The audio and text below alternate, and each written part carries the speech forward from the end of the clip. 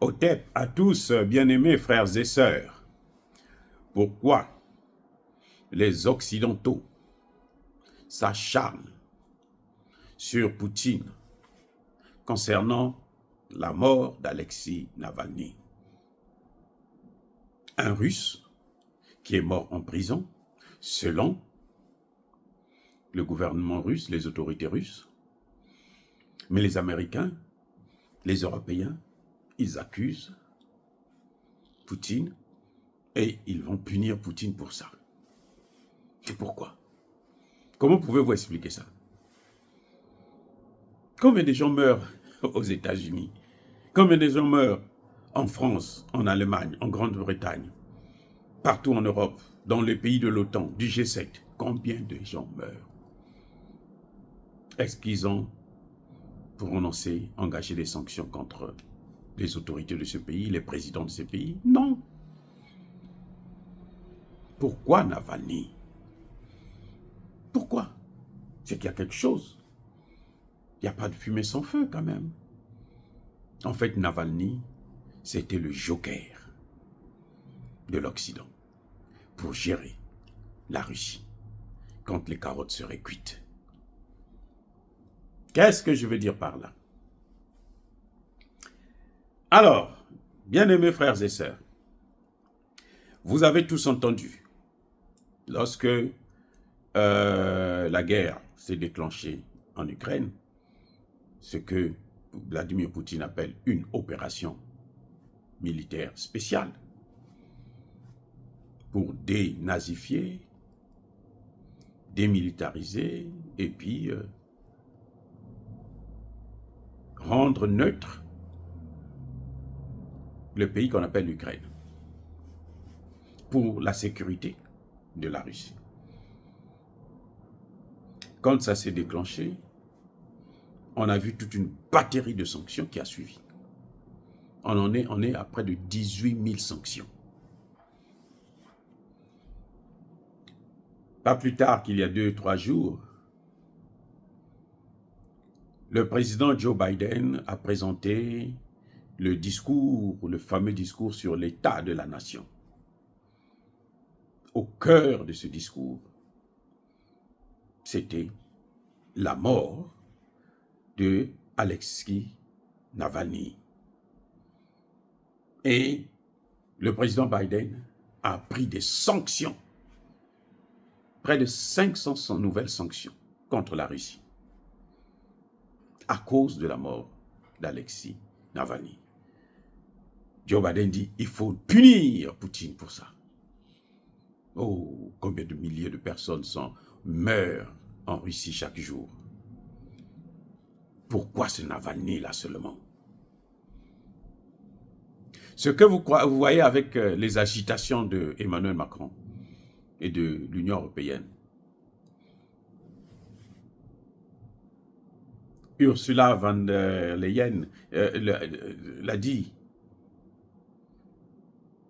Elle a emboîté le pas à Macron qu'il ne faut pas, on doit tout faire pour que Poutine ne gagne pas cette guerre. Quand Navalny a été prononcé, déclaré mort,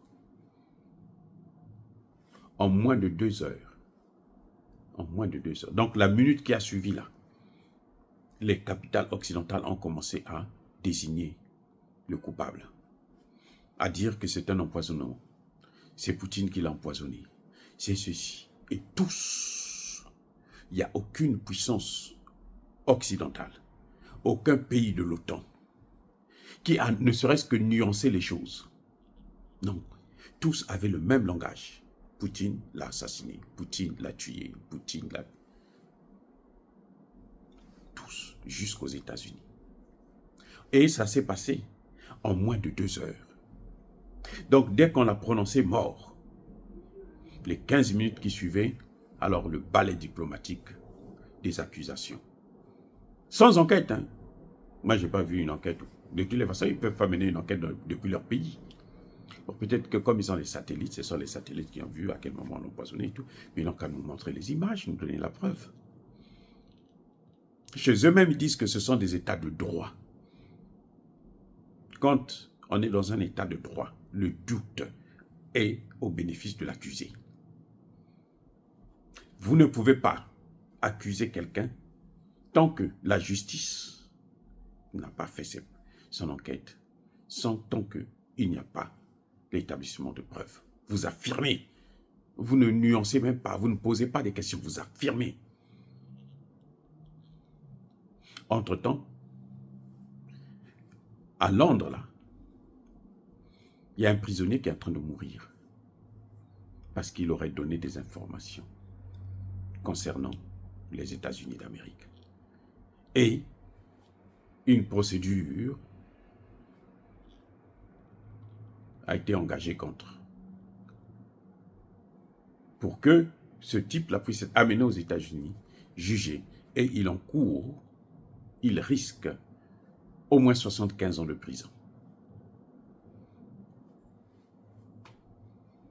Quelqu'un qui a seulement donné des informations, qui a sorti certaines informations, qui étaient cachées bien sûr. Voyez, ce type de justice et de démocratie dont on nous parle, on se pose la question de savoir finalement la démocratie c'est quoi. Or, quand vous avez vu toute cette batterie de sanctions, le problème c'est que les Occidentaux étaient sûrs à 100% que le régime de Poutine devrait s'écrouler. Et que Poutine ne devait pas pouvoir continuer la guerre. Il a été bloqué dans le système SWIFT. Et on a bloqué ses avoirs. Ce qu'ils avaient oublié, c'est que Poutine avait retiré une grande partie de son argent. Oui, la dette de Poutine était très, très limitée. Il ne devait pas assez d'argent aux Occidentaux. C'est autour de 300 et quelques milliards seulement.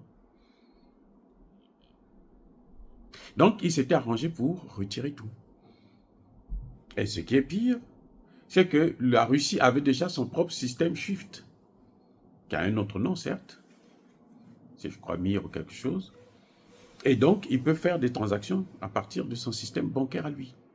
La Chine a aussi son système bancaire, et les Chinois et les Russes sont en train de travailler sur un système bancaire commun pour se passer complètement du SWIFT. Le SWIFT plutôt, celui des Anglais, Américains et autres, Belges. Donc, quand ils prenaient les sanctions, ils étaient complètement sûrs que la Russie devrait s'écrouler. Et donc, la personne qui devrait en fait gérer la Russie, c'était Alexei Navalny.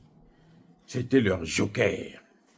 C'est lui qui devrait prendre le pouvoir. Dès que Poutine tombe, on donne le pouvoir à Navalny, et puis il fait ce que Zelensky est en train de faire. Il leur donne les terres, ils achètent tout, ils balkanisent le pays, ils contrôlent, et puis on soumet la population russe à l'esclavage et à la colonisation moderne.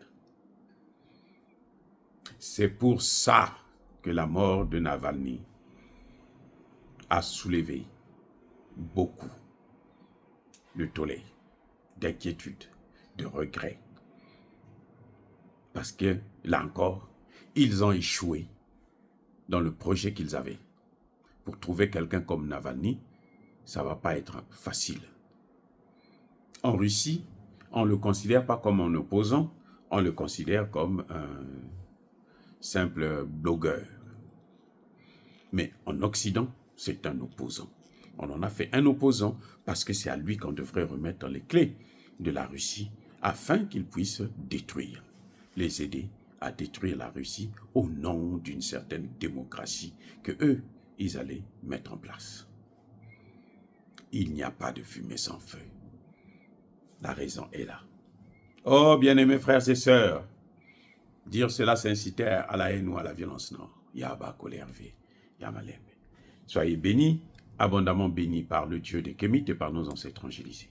Mais que tous ceux qui persécutent le continent africain, le pillent et le déstabilisent, qu'ils soient noirs, blancs, chinois, arabes, juifs, indiens, qui qu'ils soient punis, maudits, foudroyés, neutralisés, écrasés, effacés par le Dieu des Kémites et par nos ancêtres angélisés. Vive l'Afrique éternelle, j'ai dit et j'assume.